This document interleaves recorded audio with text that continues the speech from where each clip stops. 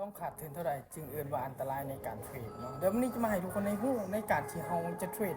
ในฮอดจุดที่มันอันตรายในการเข้าเทรดทุกๆครั้งนี้มันจะเป็นแบบใดที่อันตรายในการเข้าเทรดแล้วเฮ็ดให้เจ้านี้เสียใจที่สุดก็คืออันดับแรกเกินแผนที่เจ้าเทรดสองก็คือเกินอารมณ์และตัวที่สามคือเกินใจเจ้ารับไว้ก็คือเงินทุนที่เจ้าตั้งไว้สมมุติว่าเจ้าตั้งไว้อยู่ที่1,000 เหรียญแต่พลาดไปหลายกว่านั้นหรือ100 เหรียญแต่พลาด200ตัวนี้ก็คือเจ้าออกนอกแผนหลายแล้วฉะนั้นการที่เจ้าขาดทุนมันก็บ่แปลก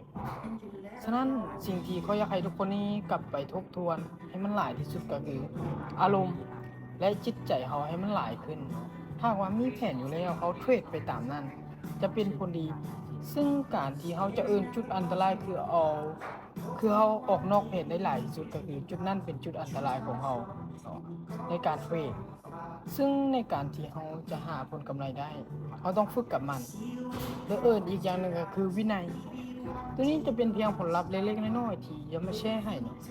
การเทรดเห็นบ่พลาดเกิน3 ไม้ในการเทรดในมื้อนี้กำไรอยู่ที่97 เหรียญถ้าว่าเขามีวินัยเขาเกินแผนตั้งเป้าไว้เท่าใดเขาเทรดไปตามนั้นโอกาสทำกำไรของเขาจะสูงตัวนี้อยากฝากให้ทุกคนนี้ไปทบทวนให้มันหลายขึ้นซึ่งค่อยก็ได้เฮ็ดคลิปวิดีโอสอนสำหรับคนใดที่อยากเข้ามาศึกษาจิ้มลิงก์ที่หน้าโปรไฟล์